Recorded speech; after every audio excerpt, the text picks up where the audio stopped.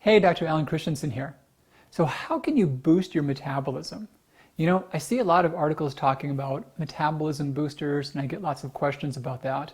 And it's an important thing. We've got a sense that our body burns fuel at a rate that could be higher or lower, or we could have more or less flexibility for our metabolism.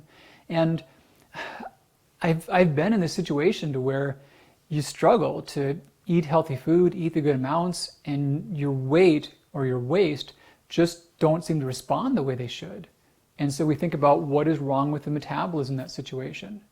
And there's a couple of conundrums with metabolism. So one is that it's really tied to appetite and body size. So paradoxically, the bigger someone is, the higher their metabolism is, because the more flesh they're keeping functional, the more fuel they need for that. So with weight loss, there's often a change in metabolism. Now, many think about metabolism going down with age, and it does, but age is not really why. Most of us lose muscle mass as we age, and that's primarily tied to our dietary protein intake. It's secondarily tied to our activity, but it's mostly tied to our protein intake. We'll talk more about that.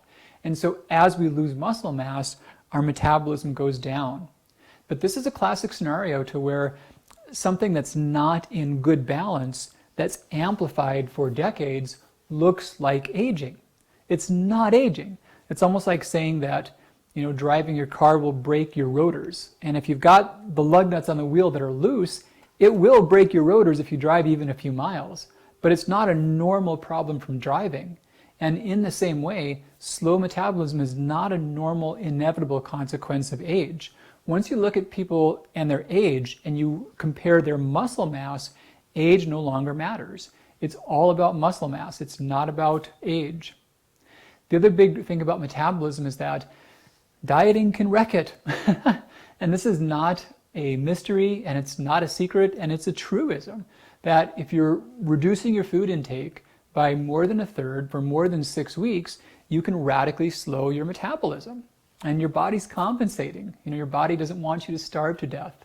So you will burn less fuel if you go down too much on your fuel intake. And the way this works primarily is that your body stops making as much active thyroid hormone. To be really precise, your liver stops converting T4 to T3, and it makes more of that intentionally into reverse T3. And this slows the metabolic rate. Now, any way your fuel intake, your food intake goes down by too much, that can happen, but this is especially a problem on ketogenic, low carb, or low protein diets. Those are even more apt to trigger that. And the reason for that, for the ketogenic and low carb diets, is because we need some insulin to make that thyroid hormone conversion. So too much insulin certainly is a sign of health complications and health risks, but far too little is also a problem for our body. When it's too low, we cannot make glutathione and we cannot activate our thyroid hormones. So those are other ways in which we really suppress the metabolism. So let's talk about some of the metabolism boosters that are out there and they're talked about. Number one we hear a lot about is caffeine. And it's been studied. It is a metabolism booster, but let's get into the details a little bit. So if you're talking about 270 plus milligrams per day, you can see short-term increases of metabolism on the order of 10 to 30 calories per day. So when you get down to the brass tacks, boy, let me just think about this real quick. So an ounce of almonds is about 160 calories, and there's about 30 almonds in an ounce, roughly 30.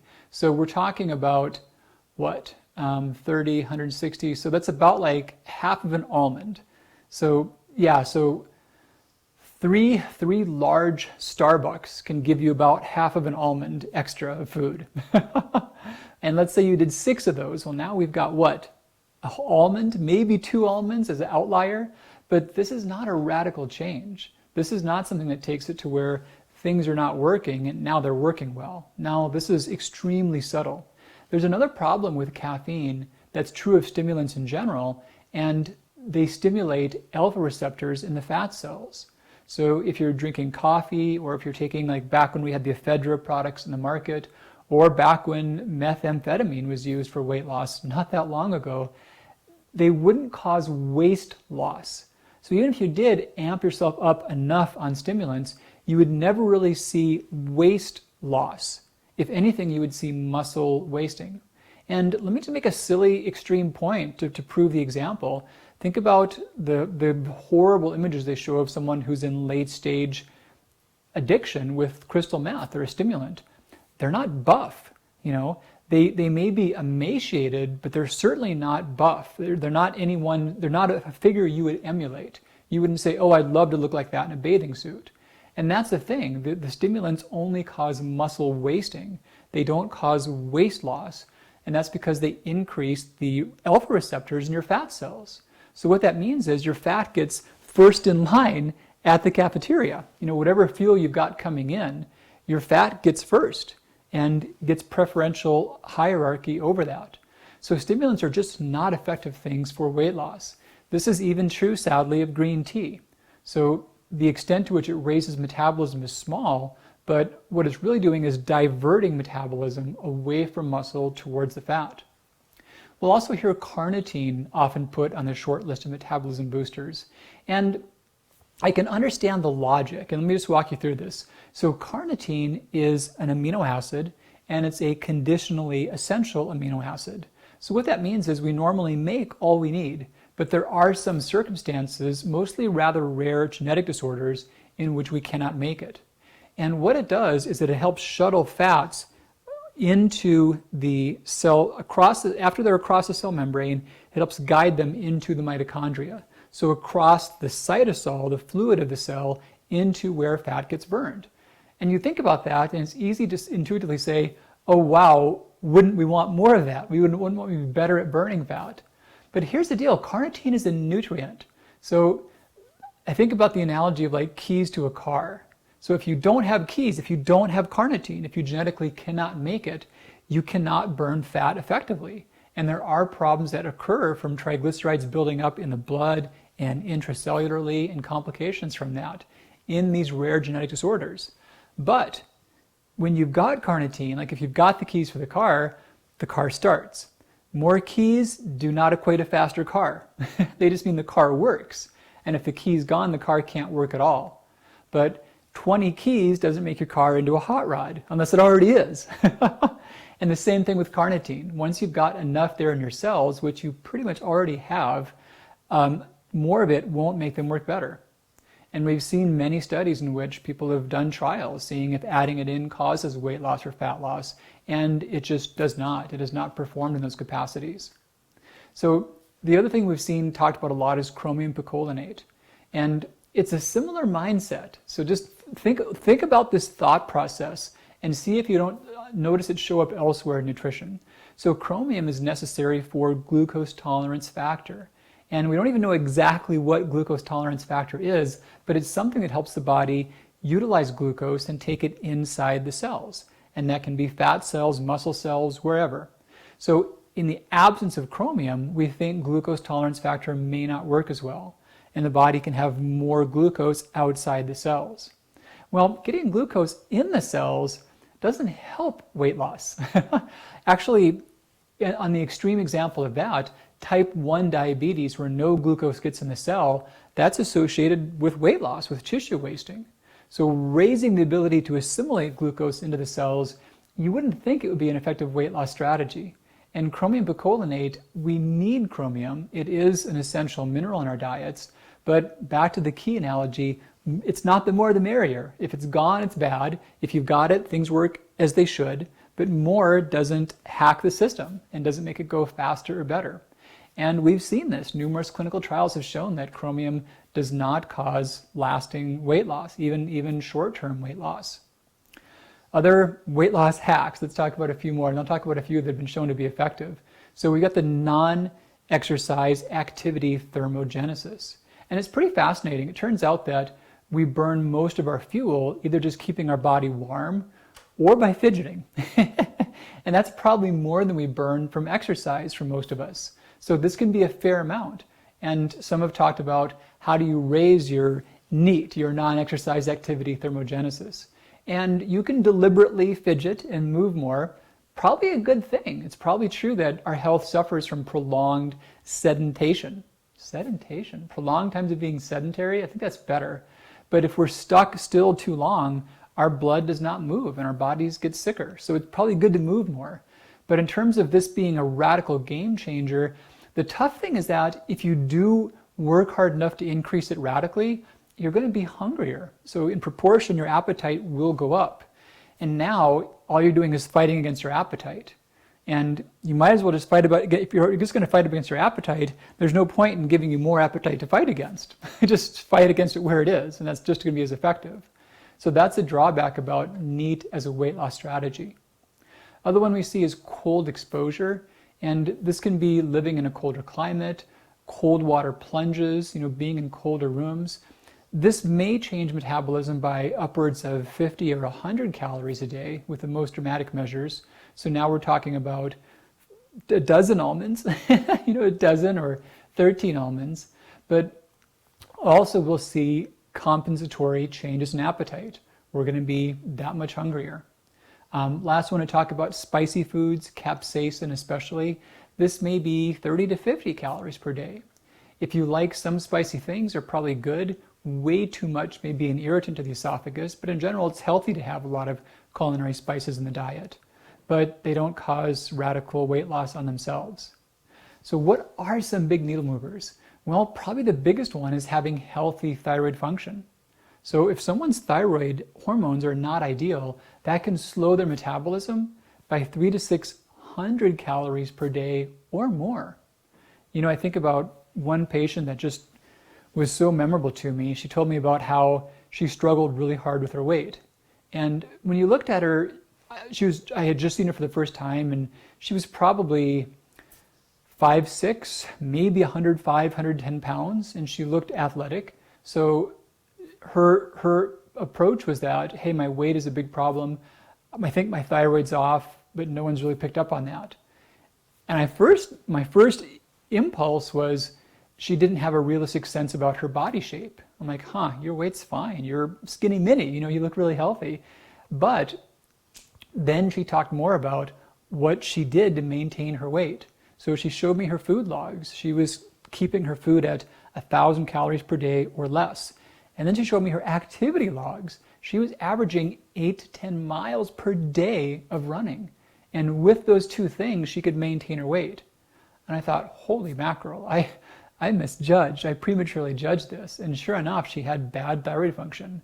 When that did correct, she could eat a normal amount of food, like about 50% more than she was, 50 to 100% more than she was, and she could exercise for enjoyment, but she wasn't a slave to just killing it every day in the gym and like not eating. So that's a big factor, and we can see that be hundreds of calories. One more note along that line, I've seen this many times too, to where someone is on thyroid treatment, but they're on T4 only medication. And that alone, going from a T4 only medication to natural thyroid, may free up metabolism by 300 or 400 calories per day. Even if you're on enough, I've seen that oftentimes. We think the T3 and especially the T2 in natural thyroid is part of that. So another big needle mover, the cortisol slope. So having a stable cortisol slope versus being stressed or crashed or wired or tired, having the slope backward. So this is something to where it also changes that hierarchy of fuel to go towards adipose tissue versus skeletal muscle. So on an extreme here, we think about Cushing's syndrome or Cushing's disease. There's times where people take high amounts of prednisone, or they've got a bad cortisol slope internally. And in both of those states, what we see is that there's truncal obesity, like this barrel-shaped body, and the extremities just wither. So when prednisone and hydrocortisone were first made, we thought they were just the miracle drugs to end all miracle drugs. Antibiotics were still exciting because they were still solving all these difficult to resolve chronic infections. And then all of a sudden, now we've got these things that stop all inflammatory conditions. So we thought, oh, this was another holy grail. But then they saw people who were given a lot of oral prednisone or oral hydrocortisone for something like arthritis or asthma, They did much better short term in their inflammatory symptoms, but their muscles wasted away and they gained all this mass in their trunk. So to be really precise, they didn't always have weight changes, but they had negative waist changes. So a healthy cortisol slope is a huge thing. And we see that even those who are not taking hydrocortisone or prednisone, it's the same thing for your internal cortisol production. When you've got the right amounts in the right time, your body can do a better job using visceral fat for fuel and maintaining healthy muscle mass. So here's the other big needle mover, and that's dietary protein intake. And once we talk about protein, there's often, there's a lot of valid concerns about just commercial animal protein production. Totally valid concerns. The humanitarian side of this, the environmental concerns, the ethical concerns, and water usage, deforestation, totally valid problems. I'm excited for what's been called clean meat, or basically cellular grown meat, where they're not growing animals, they're just growing the meat that we want, that we use. So that'll be a great revolution. In the meantime, if we can do our meats ethically sourced and clean sourced the best we can, that's important. However, the same arguments against protein also then argue that we cannot get protein deficient. And it's true, but it's also a non-issue. It's a bit of a straw man argument. It's almost like saying no one gets scurvy anymore, so why should we bother eating plant foods? No one really gets scurvy much. There actually are a few isolated cases, but it's not the risk for the average American. However, we still know that a plant food intake much higher than offset scurvy gives other health benefits. And the exact same thing is true for protein. So the amount that you need to offset kwashiorkor, or protein calorie malnutrition, above that, there's additional benefits. And some big ones are that protein is one of the biggest factors for affecting body composition. And it's not just getting X number of grams, it's how much protein you get compared to your total diet. So protein per fuel ratio. And I think about fuel, it's like carbs and fats, or exogenous ketones if you take them. Even alcohol would go in that bucket. So how much protein do you have compared to all the rest? That's a big thing that controls your body composition. And then your body composition is the biggest variable that controls your metabolic rate. So having a quarter or a third of your diet come from protein, that can change your metabolism by 300 or more calories per day. And it can also partition it to where the fuel you get goes more towards the muscle mass. Speaking of muscle mass, that's the other big needle mover, is having your muscles activated. So it doesn't mean they've got to be throttled or worn out, but to have them well stimulated activates and increases the number of GLUT4 receptors. And these are like the opposite of those alpha receptors, the alpha-2 receptors in the fat tissue. So we don't want stimulant to give us alpha-2 receptors in the fat, but we do want exercise to give us more GLUT4 receptors in the muscles. That way that fuel goes in the muscles. And rather than take the rice or the avocado or whatever else we get fuel from, rather than make fat out of that, we make that into stored fuel in the muscles. Healthy muscle glycogen, healthy muscle triglyceride, GLUT4 is the key behind that. And it's exercise, but it's not only do HIIT, it's not only do CrossFit, it really is variety. So do some long, slow activities, do long hikes, long walks, do some brief, higher intensity activities, do some things in between. Aerobics are good. Aerobic exercise is healthy. Strength training is good. Strength training is healthy. Do a nice mixture of both. Your time investment in terms of total minutes of exercise per week, the benefit to reward ratio is highest for aerobic activities. So you'll want to spend the bulk of your time on aerobic activities. Strength training is also important, but it doesn't take as much time to get the same benefit. And if your schedule is limited, like most of ours are, then most days do some good aerobic activity of 30 to 60 minutes. A couple times a week, do some strength training. And that's the best way to activate those GLUT4 receptors. So let me just close out talking about the real issue, metabolic flexibility, because it's not just the metabolism on a thermostat. It's not just high or low. If it's just high, then appetite's going to go up. So the real trick is metabolic flexibility. So think about this. For me, this changed at about 9 or 10 years of age. But before then, there was a time in which I had a healthy body weight and I didn't really think about or restrict or try to control my food intake. I ate when I was hungry. If there was dessert, I ate the dessert, and I played when I felt like it. And things all worked out. I got enough food, I was growing, of course, and I maintained a good, healthy body size. Now, there was a point around 12 years of age to where, no, 10 to 12, where that really changed for me, to where the amount of food I wanted and the amount of activity that I liked to do spontaneously didn't take me to a good place. They caused me to gain weight, and I ended up being more and more sedentary. And it wasn't deliberate, but that was my metabolism changing. So when I was younger, I had a flexible metabolism. What I didn't need that day, I stored away in my liver. I made glycogen or triglycerides. And then when there was a lot of that there, I didn't think about it, but I just wanted to do stuff. I'd want to go run around outside, or in Minnesota, go sledding or play out in the snow in the winter or do whatever else. I was spontaneously driven to do more activity. And if there was a time in which, if I was late for a meal because I was playing, I never thought about that. I never thought, oh geez, I've got to go have supper right now. Let's stop what we're doing. That didn't happen. Even if I was due for food, my liver pulled out the extra and I just kept going. I was fine. So that's metabolic flexibility. And that's what you should have. When you lose that, you're on this knife edge to where too much food is weight gain and too little food is exhaustion, fatigue, cravings, not brain fog, all that. And so if you try to lose weight by just food restriction over the long haul, you don't feel well. You're fighting up against your appetite and you're not performing at your best and you know it. So the trick is regaining that metabolic flexibility to where your body takes any extra, makes it into fuel, and spontaneously you want to do more things. You want to be more active. And that's all about a healthy liver.